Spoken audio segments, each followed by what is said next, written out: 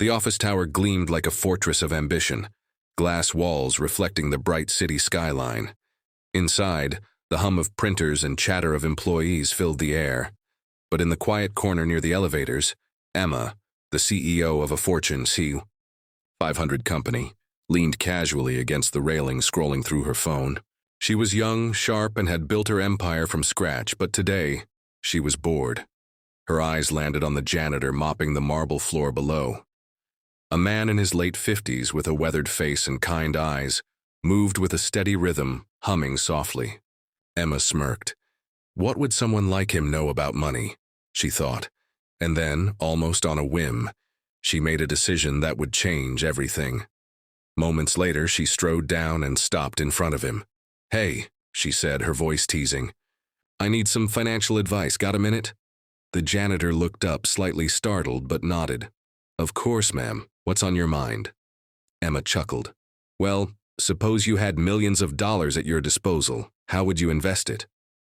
The man paused, setting down his mop. Then he spoke, not with flashy jargon or charts, but with quiet, deliberate wisdom. "First, I'd think about people, not numbers. Invest in things that make life better for someone else. Help someone rise, and the world rises with you. Money doesn't mean much if it's just sitting in a bank." Emma blinked. His words, so simple, cut through the noise she had spent years drowning in. She expected cliches, maybe even a laugh. But this was different. Curiosity sparked. She pressed further. "Can you give me an example?"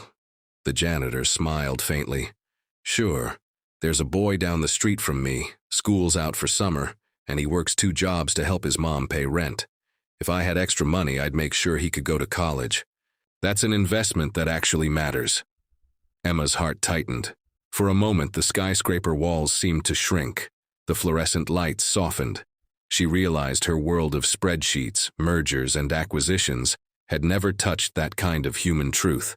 "You know," she said quietly, "I thought I was the one teaching people lessons. Turns out you just taught me mine." Over the next few weeks, Emma found herself thinking about that conversation every day.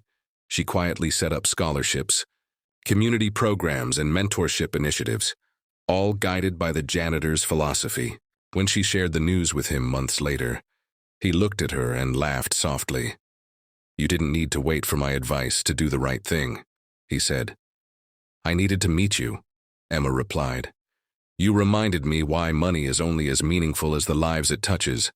In a world that measured success in billions, Emma discovered wealth in kindness, and the janitor found joy in seeing his words spark real change.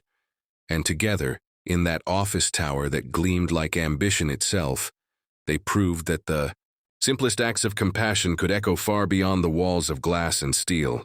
Over the next few days, Emma couldn't shake Henry's words from her mind. She walked through the office, smiled at employees, and yet felt something missing.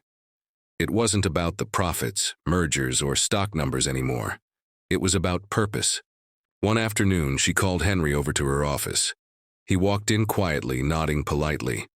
Emma gestured to a chair. "Sit, Henry. I want to show you something." Henry lowered himself onto the sleek chair, slightly uneasy. Emma handed him a folder filled with papers. "I've been thinking about what you said, about investing in people.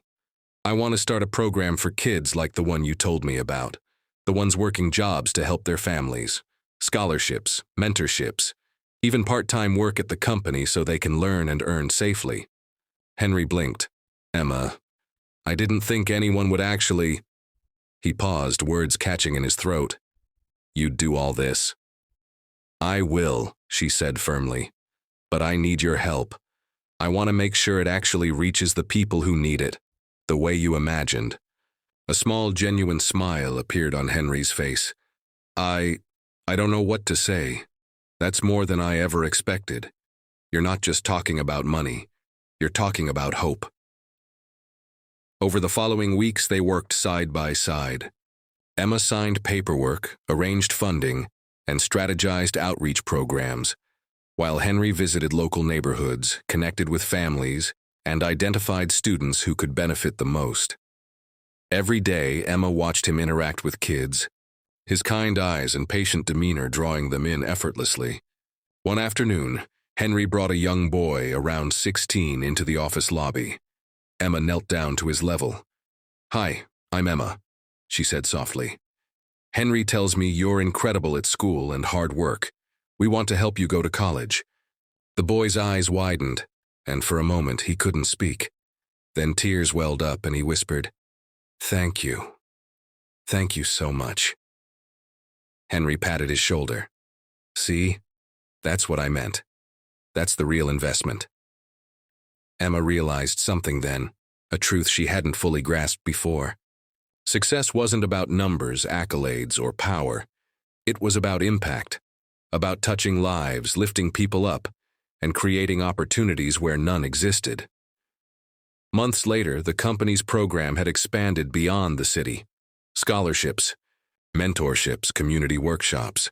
Every success story reminded Emma of Henry's simple words, spoken while mopping a marble floor. Invest in people, not numbers. One evening, after the office had emptied, Emma and Henry stood together by the large window overlooking the city skyline. "You changed how I see the world," Emma said quietly. Henry shook his head, smiling. "No, you changed it yourself. I just reminded you what mattered." And as the city lights flickered below, Emma felt a warmth she hadn't known in years. Wealth, power, and success were fleeting, but kindness, compassion, and human connection, those were eternal. She looked at Henry and said, "Thank you for teaching me that." Henry nodded. "Thank you for listening." And in that office tower where ambition once ruled alone, a new legacy had begun, one built not just on profit, but on heart.